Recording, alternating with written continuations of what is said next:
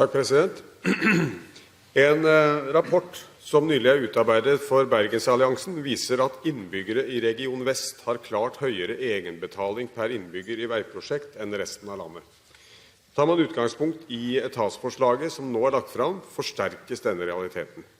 Mest dramatisk blir forskjellen om et 45% påslag i NTP-rammen skulle bli aktuelt, med 52% egenbetaling i Region Vest og 37% i andre regioner.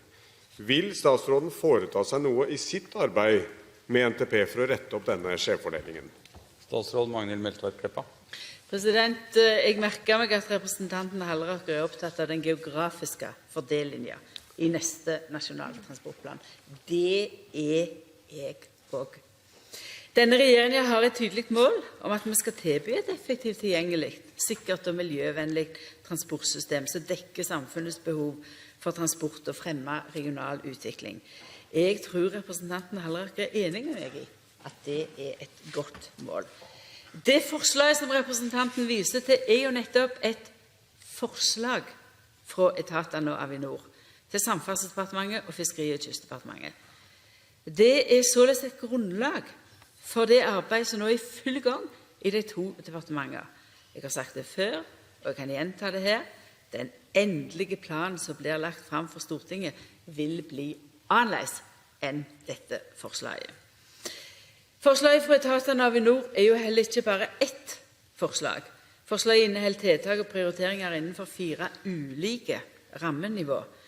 Dette skal gjøres grunnlag både for endelig rammefordeling og for omfordeling mellom sektorer og regioner. Halleraker tar her for seg bare det ene alternativet, det høyeste, og plukker ut bare én region. I forslaget er det mye å velge imellom, og med andre rammenivå blir naturlig nok fordelingen en annen. Det er nettopp slike spørsmål vi nå arbeider med å få klarlagt. Og jeg må også få minne om at de tallene som står i forslaget om bompenger, naturlig nok bare er et anslag. Når det gjelder bompengedel, som Halleraker også stiller spørsmål ved, så la meg bare understreke at bompenger blir nyttet der det 1 er lokale og regionale initiativ om dette, og 2 der det blir lokal og regional enighet om dette. Deretter er det behandling i departement og i regjeringen før vi eventuelt legger sak fram for Stortinget. Disse egenbetalingene skal altså behandles lokalt og regionalt før de endelig blir avgjort i denne sal. Og vi kan ikke, og vi vil ikke, styre disse lokale initiativene fra Oslo.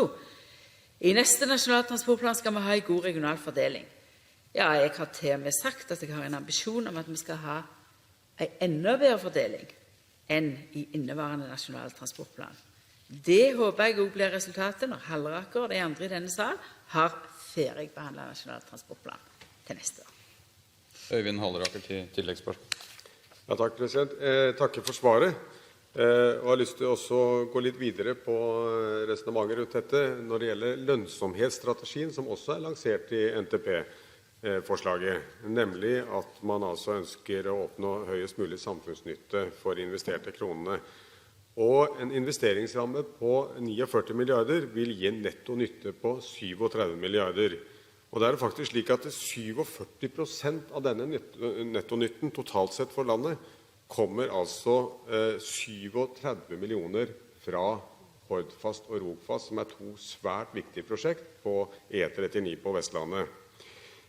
Vil ikke dette da bety, president, at E39, og særlig Rogfast og Hordfast, må få en høy prioritet i statsrådens NTP-forslag?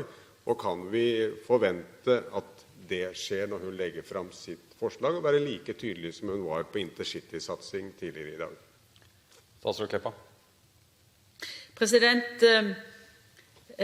Intercity tidligere i dag, det ble jo da fulgt opp i en stortingsmelding som er lagt fram for Stortinget. Det var etatene sitt forslag med intercity. Jeg har understreket at jeg vil tidfesting. Veldig glad for at regjeringen har sluttet seg til det nå. Når det gjelder Hordfast og Rogfast og ferjefri E39, så er jeg også svært fornøyd med at vi der har sett i gang et arbeid som går langs hele leia. der vi har fått noen avklaringer så langt, der vi kommer til å få noen i løpet av 2012. Og det jeg kan si om det i dag, det at både Rogfast og Hordfast er svært viktige prosjekter. God lønnsomhetstall. Endelig når og hvordan, det må jeg få komme tilbake til i neste Nasjonal transportplan. Rogfast ligger jo inne i denne Øyvind delen. Halleraker. Takk, president. Takker for svaret. La oss fortsette litt med NTP og klimameldingen, siden det er blitt aktuelt i dag. Her flagges det jo stor satsing på jernbane, og særlig intercity-triangelet her på Østlandet. Og det er veldig bra. Min tilhørighet fra Hordaland vil jeg også nevne at det jo er tatt initiativ fra næringslivet om en intercity-strekning Stavanger-Bergen. Men president, betyr denne store satsingen at veisektoren vil få mindre? Og i så fall, vil ikke dette da bety at egenbetalingsandelen, altså bompengeandelen, for landsdeler som ikke nyter godt av denne store jernbanesatsingen, vil bli enda mer skjevfordelt? Og da er vi tilbake til hovedspørsmålet, president. Statsråd Kleppa. Takk for muligheten til å si for det første. I dagens NTP, altså i denne 4-årsperiode, så ligger Eiganestunnelen som en viktig del av viktig påbegynnelse på E39 og på ferjefast klar, og der det ligger midler inne, og det er også slik at de er i gang å forberede Rogfast. Det er det første. For det andre, intercity, ja, varslet i klimameldingen og tidfesting i dag, og også utbygging av jernbane i de andre storbyområdene. For det tredje, president, det er slik at en satsing på jernbane skal ikke gå ut over veisatsinga. Den fordelingen som ligger mellom bane og vei, den skal i dagens NTP, den skal også ligge til grunn framover.